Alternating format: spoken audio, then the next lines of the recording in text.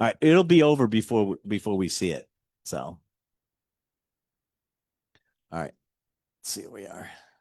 Should be on. We are on. Let's record this.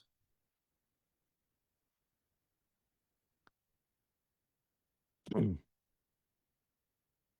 make sure we're on here. Hold on. There we are. Is there audience participation? Yeah. So if they say something, I'll repeat it. So it'll go on the air so everybody can hear. We got more people coming in. Yeah. Hey, everybody. I know it's Wednesday, but it's Whiskey Wednesday gone wild with Xicaru. No? That's awesome. All right, good. Yeah, yeah. All right. Mezcal. That's like whiskey's favorite cousin from Mexico. And forget tequila, it's mezcal because of the way it's made, right? Chris Hampson is here, who's the co-owner? Co-owner, partner. Yeah. Founder, co-founder. Chief bottle washer, everything. Everything. We're very small. Everything small company of Xicaru is here tonight. We're going to do several different things tonight, which is really cool. We're actually going to taste the lineup, but we're also going to pick the next Xicaru barrel. We've done like two barrels. At least two barrels of Xicaru. It's done really well. Are we doing a reposado? Yes, sir. Well, reposado it is. And so we're going to basically go through the whole lineup. And I like I will tell my bias towards Xicaru. Xicaru is like sort of my go-to because it's priced right, it's always available, and it makes great cocktails. Right? You're hired. I thank you very much. Thank you. All right, that's it. So good night, everybody. No, so we're gonna go through that tonight. And Chris, tell us a little bit about the whole concept behind Xicaru, why you guys started Xicaru, and what God made you do this. Xicaru is almost 12 years old. We'll be 12 in September.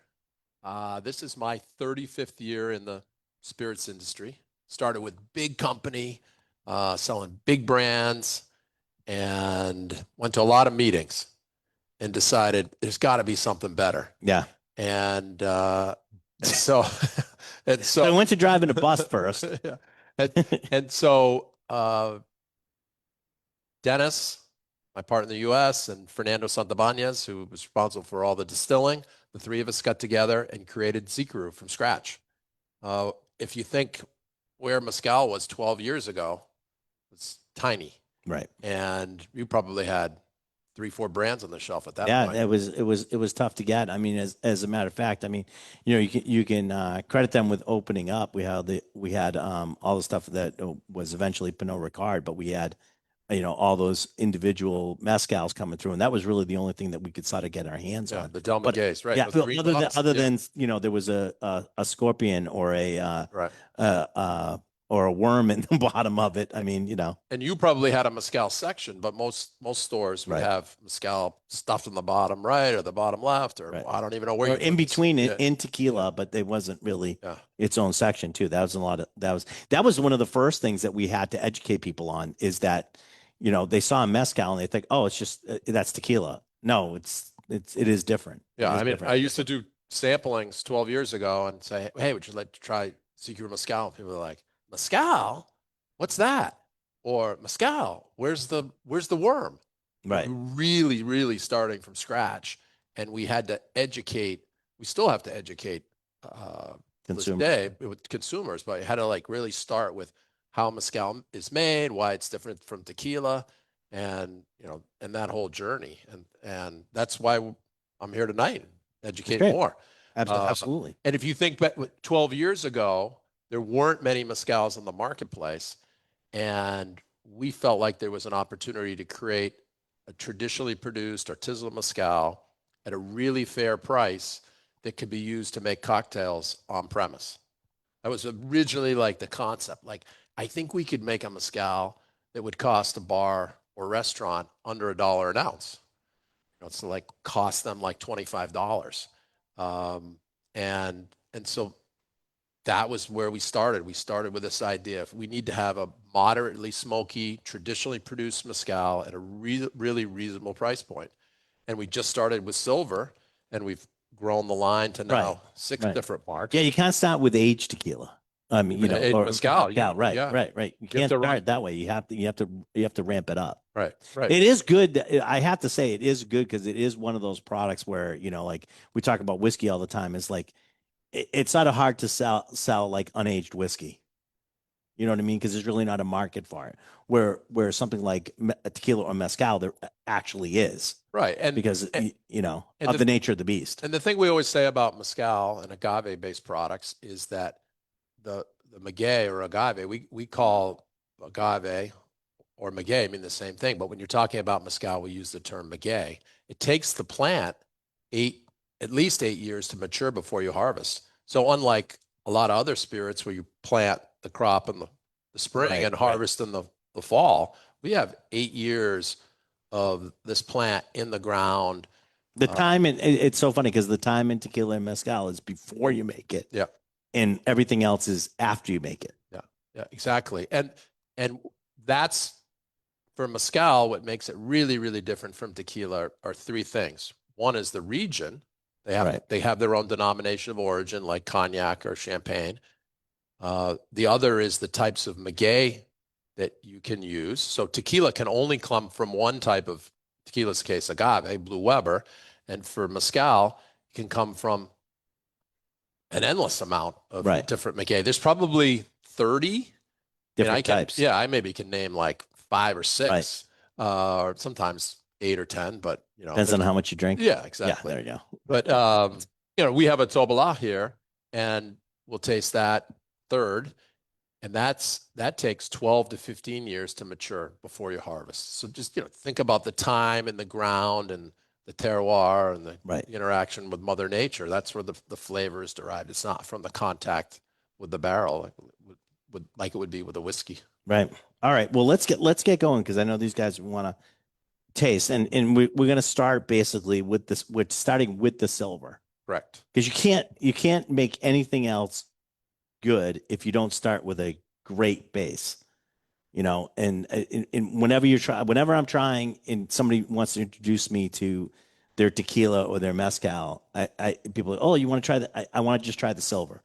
I want Plata, silver, however. Unaged, yeah. I want to try the unaged because if you can't do that, you almost really can't do anything else. And make sure that you take little sips. Mezcal is an experience, so lots of little sips. The characteristics of the mezcal will come through as your palate gets more accustomed to smoke and the earthiness and the fruitiness. And we're going to start with Xicaru Silver. Save a little bit so that when we do the I'm glad you told them that, but they already drank it. save a little bit because when we come back, I want you, or at the very end, I want you to revisit that, Okay. and there'll be I think an experience and some feedback that'll be interesting. And so Xicaru, Yeah. it's a kind of a unique name in that it's a Zapotec word. The Zapotecs are the people in Oaxaca before the Spaniards. So it's not a Spanish word, and it means beautiful. So that's where we got the name. Nice. Xicaru. Yeah. Always remember you pronounce the X like a Z. Xicaru. Nice. So Xicaru Silver. Always trust your second sip, right? We talk about that all the time, anyways. Yeah, you should get. You're going to start with number one, wherever number one is. I can't see anything. Yeah, Okay. it's on the other side. Yeah, right here. Oh, That one? No, it's No, on the over other here. side. There Yeah, you go. okay. There you go. So it's going to go like this, just so you know. Yep. Make a little Z pattern there for Xicaru, even though it's an X. What do you guys think? Good, solid mezcal. In a silver, that's what you're really looking for. You want something solid. I want something consistent all the time. I think this is a really good one. I put this up against just about anybody's, silver mezcal, because I do think it's a great base to start with. It's a lot of fun to do. But I will tell you, the next one is the one I use for all my drinks. Yeah. And you have a unique experience with spirits. So that's, I think, why you gravitate towards the next one. And everybody will understand why in a second. One of the things that's unique about mezcal and is probably the most differentiating characteristic versus tequila is a smoky characteristic. And that comes from the roasting of the maguey in an underground pit. So imagine a big hole in the ground, and you start a fire, and we use a cote, which is a type of pine and mesquite, and then pack the pit with all the agave, and then cover it. And I mean, we're in New England, so this is an easy thing to compare it to. It's just like a clam bake or lobster bake, the way you roasting things in a pit. And you're roasting that agave or maguey, the pit's covered, you hold the smoke in. And so that's where the smoky characteristic comes from. So that roasting process is taking those complex sugar and making them into simple sugars, and then. But it does center around the wood that you guys are using to do that. Exactly. That's where start thinking about like the malting process and stuff like that, and how it gets integrated in the smoke, especially when you're doing like a peat, it gets integrated into everything. Yep. So when you taste the next one, number two, which for 102 worked well. 102, didn't it? Yeah. It's almost like we planned it. And 102 is the proof. Right. I'll let you do this one since well, the 102 is the proof, but more importantly, if you're making a mixed drink and you're using, it's a mezcal drink, the 102 obviously is going to give you a little bit more oomph into the drink. But I think in this case also, it really makes that sort of smokiness really shine through. See what you guys think. And interestingly, the 102 is not the first one or the 81, just at higher proof. When we distill Silver 102, we discard more tail. So when you're distilling, you have heads and tails that you discard, and the body. That is its separate. I should have mentioned that. It is its separate own distillation. Yeah. So if you keep less of the body or heart of the distillate and discard more tail, the alcohol is going to be higher, but also you're going to have more concentrated flavors. So sometimes on the first sip of 102, the proof may be what you get, but that's why it's important to have double taste, triple taste, and then those flavors should come through, and you should get more concentrated flavors. And Ryan's right; it is more smoky, even though the first sip it may not appear that way. Yeah, well, related. Yeah, there we go. I actually I make a drink with this called the Old Devil, and it's ginger beer and it's creme de cassis, so it's sweet, spicy, and smoky all at the same time, and it's just one of those fun drinks to do. Put a little lime in there, and it's one of those fun drinks to sort of do, and people love it. And I love and making it comes through. Making a Negroni with that. We call it a Zagroni. There you go. Right? Or anything like tiki type drinks where there's a lot of sweetness. Well, you want the funk? Yeah, I want the funk and a little punch. And that extra proof comes through, but not in a more concentrated way, not in a hot way. I always think with 102, it's I don't think it shows heat. It shows flavor. Right. I really do. What do you guys think? But it doesn't matter what I think. What do you guys think? Anybody get any questions or anything like that on these? So the first two so far? No?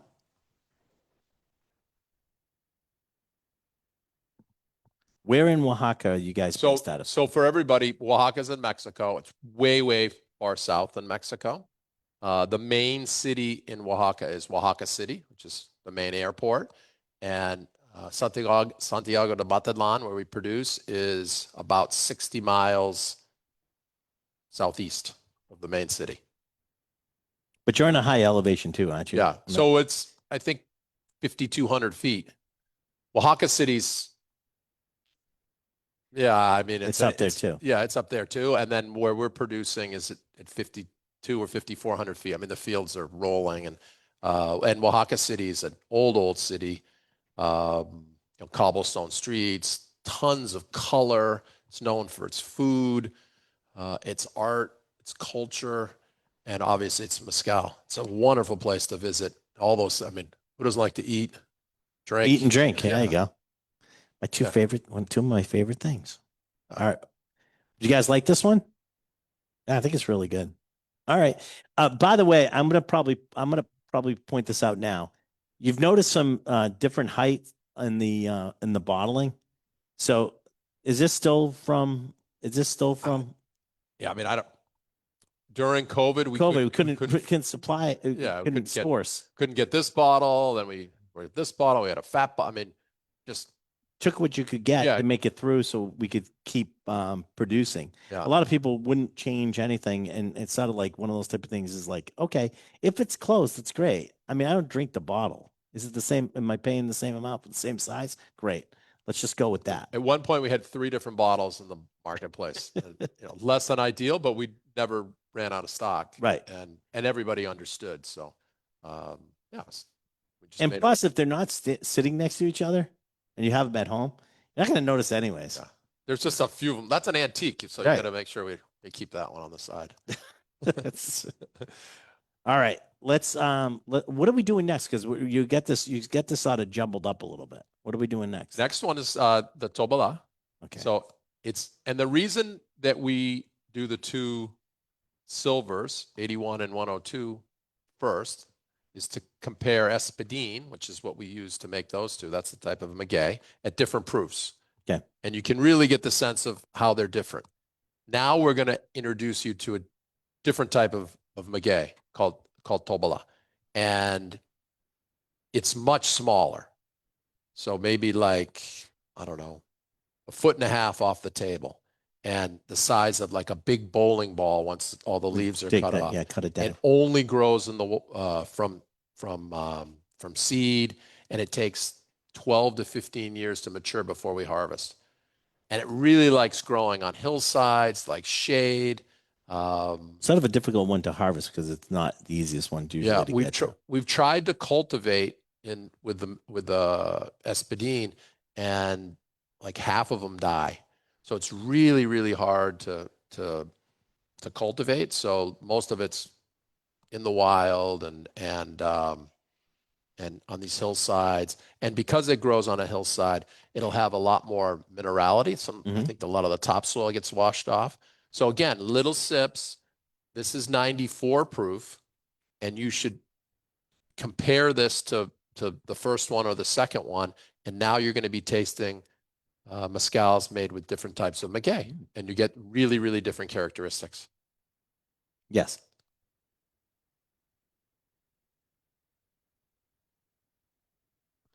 What percentage of the plants are you allowed to grow to flower?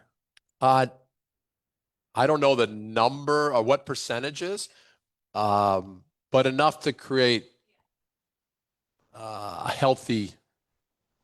It's going to be sustainable. Sustainable, yeah. Because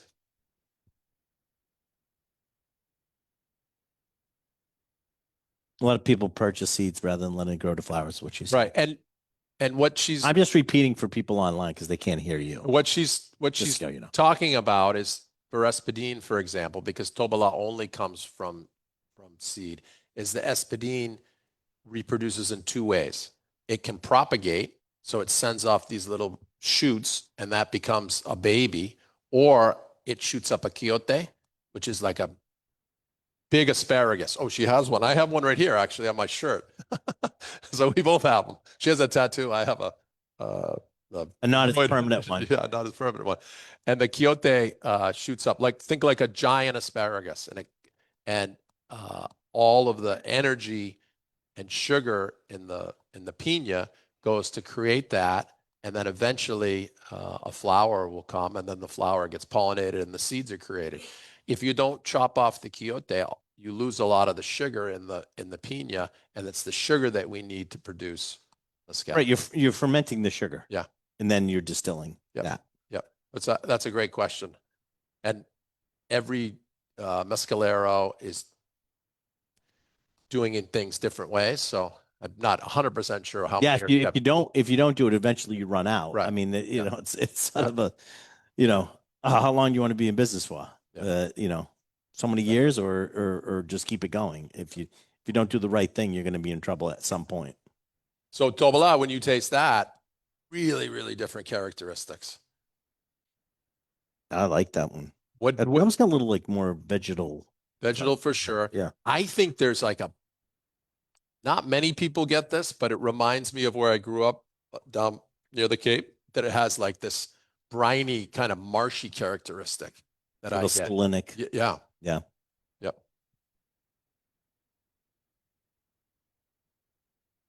Briny from Lincoln Oyster. Yeah. That's at a brine level. Yeah, Yeah. maritime.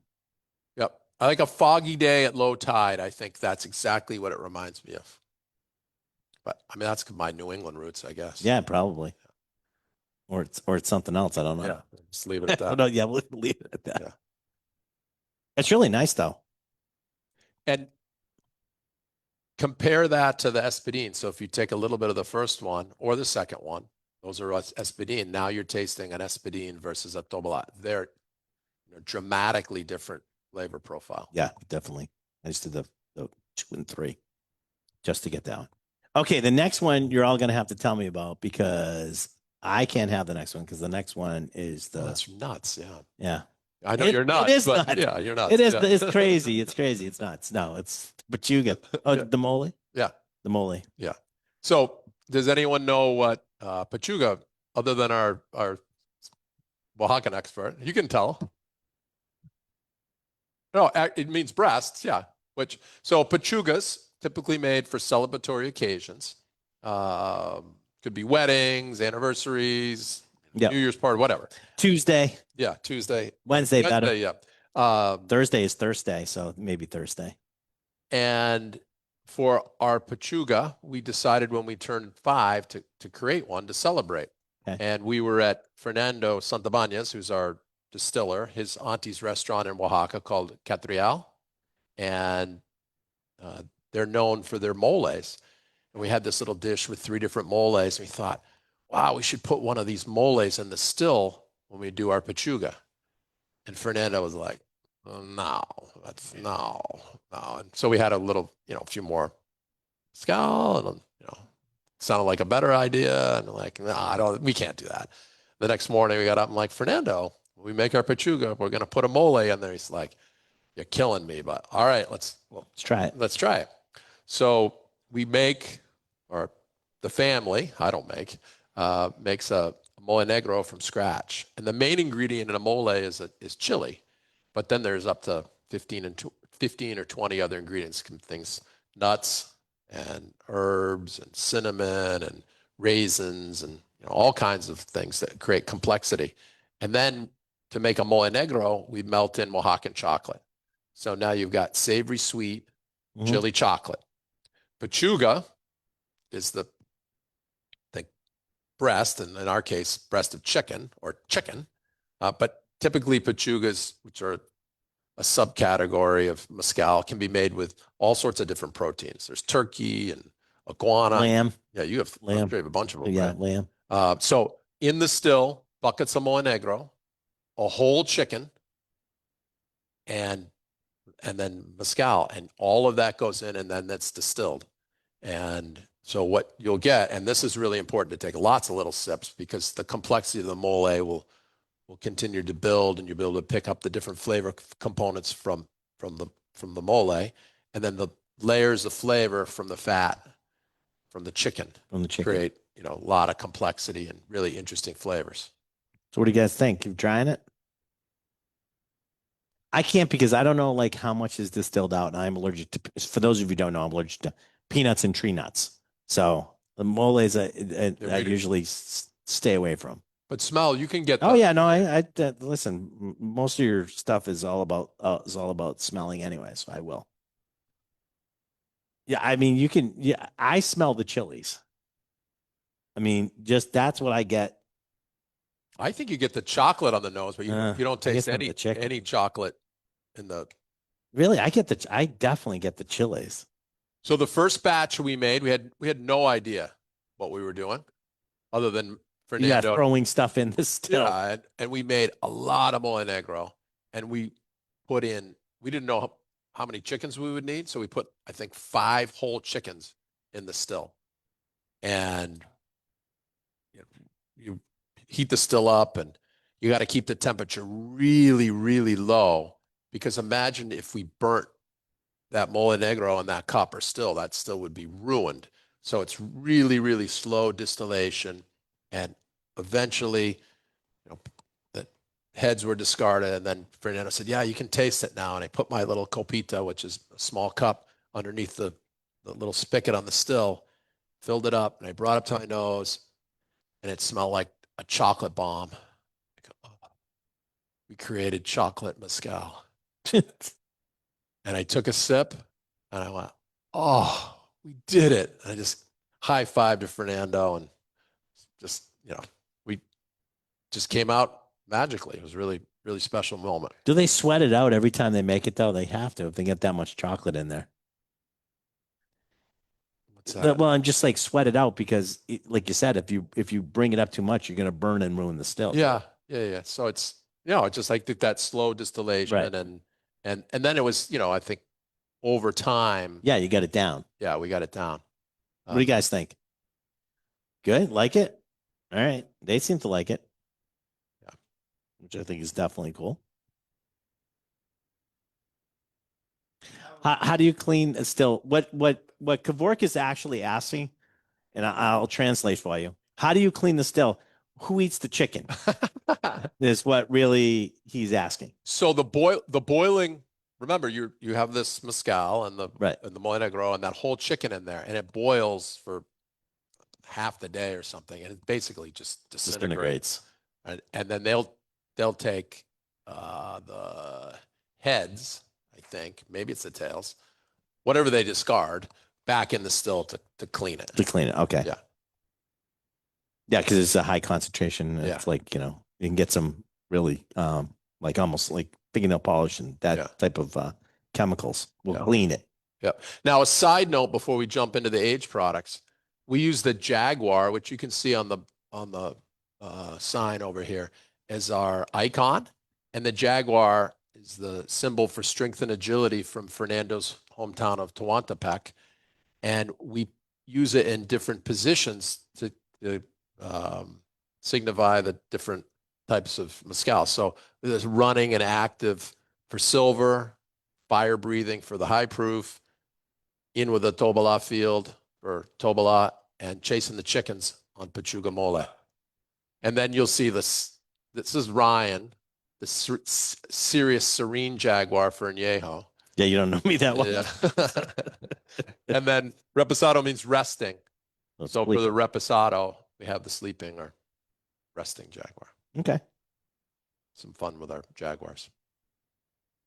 All right, so we're off to Anejo. Yeah, absolutely. So Anejo is number 1, 2, 3, 4, 5. Yeah. Right. So Anejo, for our Anejo, we age it a year.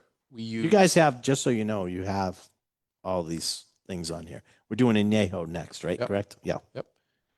We age it a year. We used American oak barrels.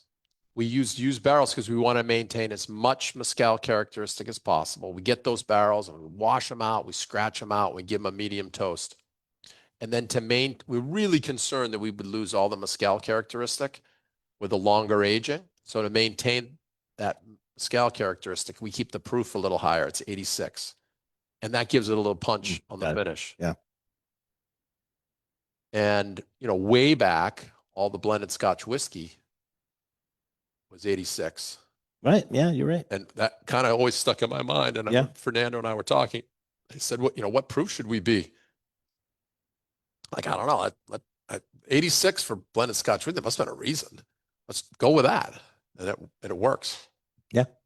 Gets enough of the characteristic in. It's not too high. It still keeps it so it's, it's not fiery. Right. And the little reminder on the finish, right? You're like, oh, yeah, good. I like that one. I'm usually not a huge fan of like the añejos and stuff like that. I don't know. That's not this one, however, it's got some, it's lively.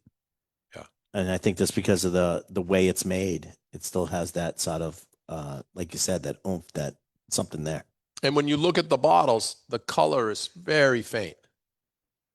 That's because it's natural. Right. We don't add anything to it. There's no caramel. There's no additives in any way. That's a big thing right now in tequila. So mezcal's not usually far behind.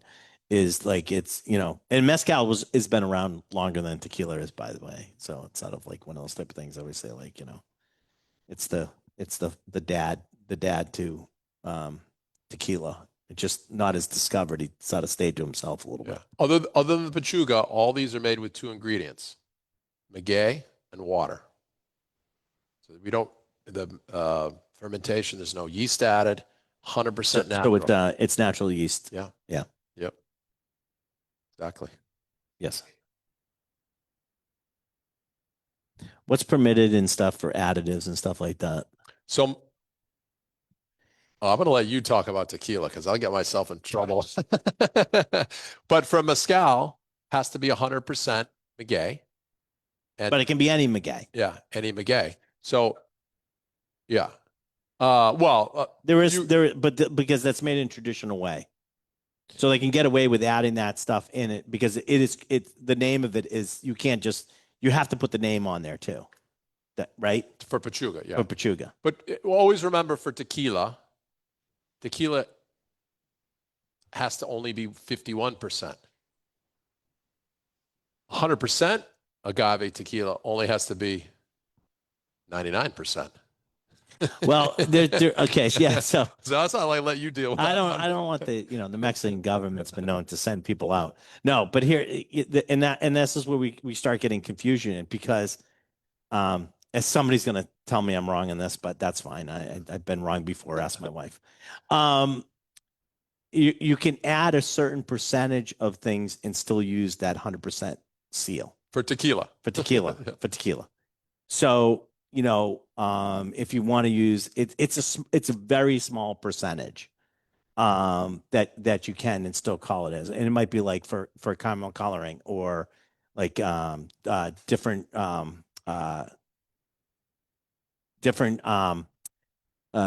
spirits used like with different sugars. So doesn't have to be agave, so to speak. All right. So there's even some flavoring, but it's if you're going to do it, it's very small percentage. My biggest thing to tell people if they're wondering or whatever, there's a couple little weird tests that I do. So like if you did the same thing, if you took that 102 and popped it in your hand like that and you rubbed it together, right? You can smell it, but you go like this, it's not sticky. It's not sticky because there's nothing else in there but spirit. Okay. But my big thing is this: if you're, and I'm gonna say this tequila, if your tequila tastes like birthday cake, you need a new tequila. And that's usually sort of like the clue. But traditionally, if you ask somebody like how they make the tequila and they say three ingredients, water, agave, and yeast. And if you're aging, if some people say 4 barrel aging, but that's it. That's it. So anything more than that is not. And that's a big controversy because the government is the leading authority on this. So the whole controversy came when other people started to basically say different than the government says, and who's monitoring these other people. That's the government's argument. My argument is like, well, if you're the government, why are you allowing anything? If you're saying 100%. So now here come the letters. Okay. And for Xicaru, I'm safe just talking about what I know. Yeah, that's better off. Yeah. Just I ask everybody like what they do. And I'm gonna assume until I figure out differently, I take everybody at their word. If they say it's 3 ingredients and that's it. They say it's 2 ingredients because there is another ingredient in there, but it's being added. It's always yeast, but it's always how are you adding yeast? And I don't really think, to be honest with you, as long as it's yeast, I don't really have a problem whether it's it's champagne yeast, beer yeast, whatever you want to do, natural yeast. It's still you need something to ferment it. So you're just you got to go through fermentation before you go through distillation. So something has to turn those starches and then those sugars into alcohol. So you got to get there some way. We take agave, or in our case, maguey. We add water, and we get magic. There we go. There we go. I see. There is a third ingredient. It's magic. You forgot the damn magic, son. All right. Well, for the last 3, we thought we would do something different. We've done several barrels from Can I jump in one thing? Because Sure, I absolutely. think maybe the time to do it. Okay. So now go back to the first sample, Xicaru Silver, and This was, you were supposed to save some, remember? taste that. I already know who doesn't have any. Yep. Does it taste different? Yeah. So I think mezcal is, there's a lot to it, right? You have those smoky characteristics. I think maybe most people's Almost got a palate. butteriness to it. Yeah. Right? Did you guys get that? So like a buttery. But when you first tasted it, maybe you got a lot more smoke and you didn't get what Fernando would say is Xicaru Silver is about balance. He would say, yeah, you should get the smokiness, but you should get the earthiness and you should get the sweetness from the maguey. And that's what comes through after your palate's accustomed to tasting a number of mezcal samples. Okay. Which now that your palates are all lubricated, as they say. Who says that? No one says that. We figured we have you help us pick the next barrel of Xicaru. And it's usually Reposado, which is, we haven't, if you notice, we haven't tasted a Reposado, right? The last three, and we're going to do it as 6, 7, 8. So that's how we'll vote on them, because you're not going to see anything up here, but it's on your tray anyway. So we'll call them 6, 7, and 8. Okay. They are single barrels. Yep. So start tasting through them and sort of see what you said. And there is a quiz on this one. So keep that in mind. Try all of them. Our Repo is at 80 proof. It's aged between 2 and 4 months, but generally about 3. And these are from all different barrels. And the styles, I think, are really different. So everybody knows, all right, you can have the same distillate and put it in 2 different barrels and it'll come out different. You know, it can be from the same distillate run. Now, if you add different distillate runs and different barrels, now you're adding more variables in there, and don't necessarily mean that you're going to taste. So when Chris and the crew are doing the Reposado, they're blending barrels together to get the Xicaru house style, right? They're blending to get something that's going to be consistent every time you buy Xicaru Reposado. What we're trying to do is figure out, well, of these single barrels, which one tastes the best? And it doesn't necessarily have to fit into Chris's style for Xicaru Reposado. It's which one tastes the best to you. And then I'll tell you if you're right. The first 3 or 4 batches of Xicaru Repo were dramatically different colors because we were only bringing together, say, 3, 4 barrels for a batch. And I called Fernando up and back then, I'd Skyped him. Yeah. And said, Fernando, the Repo the colors between each batch are so much different. And he said to me, I don't age for color. I age for taste. That's all I needed to know. I'm good. And then he said, never call me about this again. Yeah.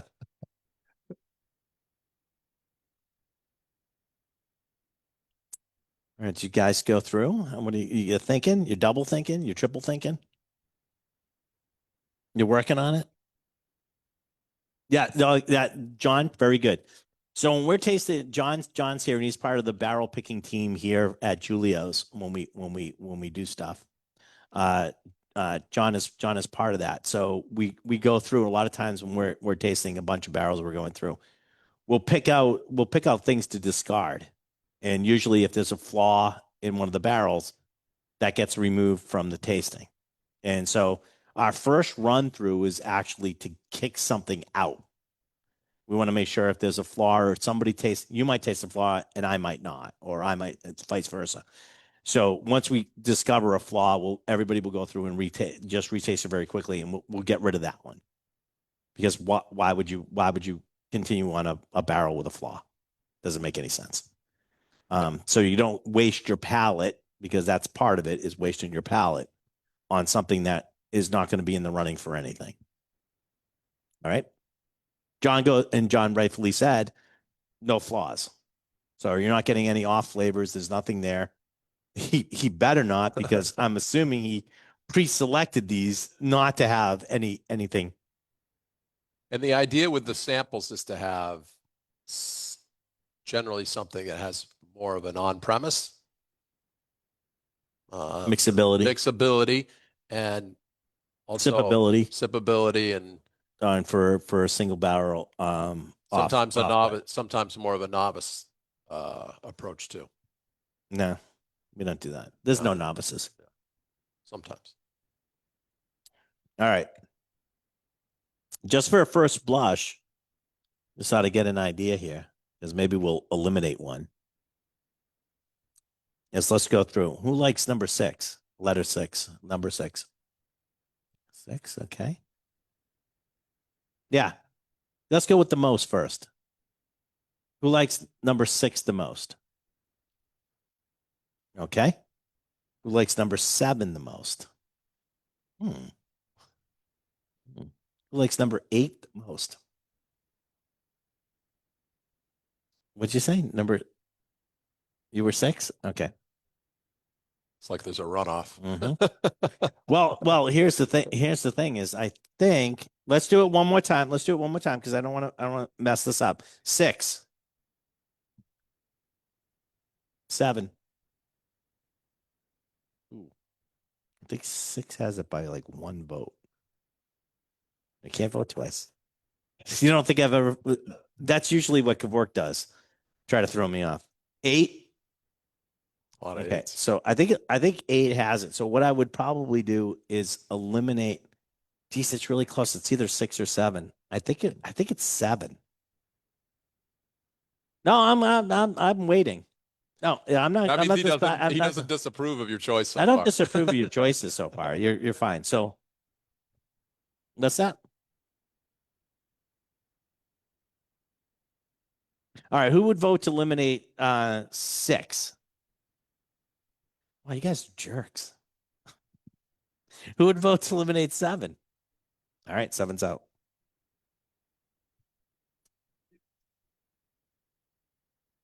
Yeah, I know. That's not going to happen this time, because unfortunately, there's a lot of people that like mezcal, but not enough yet. It does have a coconut. You're absolutely right. It does. Right. Right.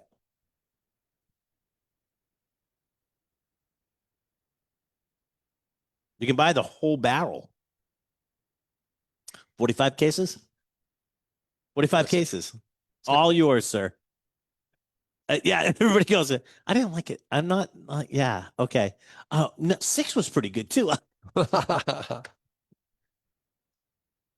right, so you're down to a thing. So now you're really gonna make a choice. 6. Who likes 6 the best?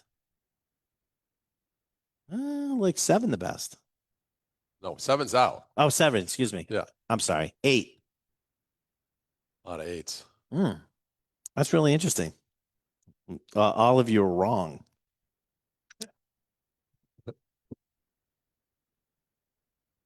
It was number 9. Number 9. Number 9.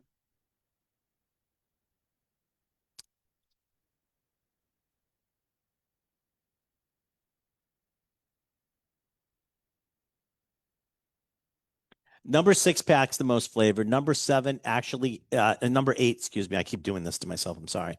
Number 8 actually has a little something on the end that's actually not pleasant. There's a flavor at the very end, which is a little bit, it's not accurate. It doesn't go that far, because that's a note that will show up that will actually get rid of something. It's not accurate, which would be a flaw, but there is a bitter note at the end of 8 that 6 does not have. Yes, sir.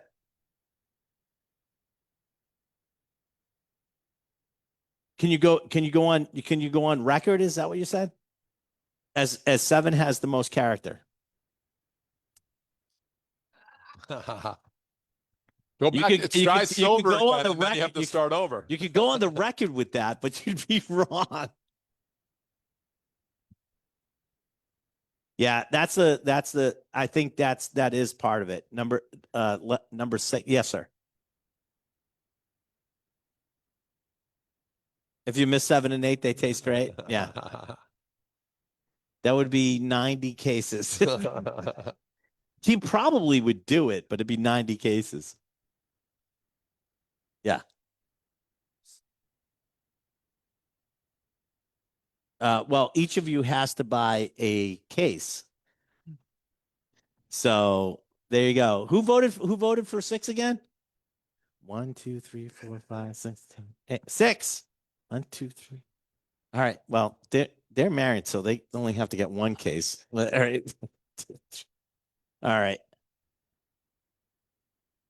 So I'm going to tentatively. Here's what I'm going to do, because John and I have some stuff we have to taste tomorrow. We have to taste some stuff anyways. I do like to taste a little bit earlier than we're tasting right now. So what I'm going to do is I've made all of your wishes known to me, and then John and I will go through and retaste these to make sure we're getting an accurate taste, and then we'll make a decision of which one we're going to carry. But I pretty safe to say it's probably going to be 6. But that's not to say that, like, again, Rick, I'll see what I can do. They're all good. They're all good. I mean, there's as they say, there's not one I'd throw out of bed, right? They're all good. But I'll go through and try it with a fresh palate, and just make sure that we're all sort of there. So the name of this barrel is going to be 678. So you will never know which one we picked until you try it. But we'll taste those. But we'll right now it looks like in for the voting and everything else, it looks like 6, 7, 8. 6, 7, 8. And Gio and we'll bring Gio down to taste these too. What's that? A tequila mezcal aficionado, Giovanni. All right. Did you guys like this tonight? Yeah. Did you who wasn't really sort of a mezcal person before you came? It's hot outside. You said the weather's always great inside a liquor store. It'll be a little bit cooler down in the basement at Julio's. So why not, right?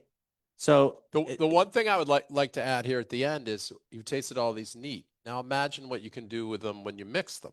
Right.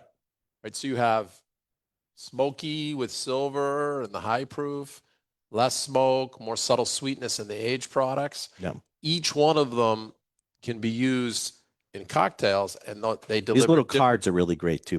Deliver characteristics, and think about the types of cocktails: the tequila cocktails, so margaritas, palomas, mules; whiskey cocktails, old fashioned; gin cocktails. I actually like some of these smoky characteristics, especially with everybody's like sort of crazy right now about like jalapeno margaritas. Well, add smoke to that. Right. And taste it again. Yep. That's really, really cool. A lot of versatility. I want to thank Chris for coming tonight and flying into this and showing us all these great Thank product you for having line. me, Ryan. We'll never be invited back again. I want to thank everybody for watching us. Of course, it's Liquor Talking. The podcast goes on to wherever you get your podcast. It's just Spotify or wherever. Go check that out. And of course, it will stay on Facebook, and you can always get it on the Julio's Liquors Facebook page too. But you can also get it on YouTube now. Look for It's the Liquor Talking on Facebook, and you can find all these great things. That's all said and done, but you should have been here because it was awesome. I'm going to stop recording, and we're going to say bye to everybody. You guys stay right there because we got some more stuff to go through. Let me see and get this off.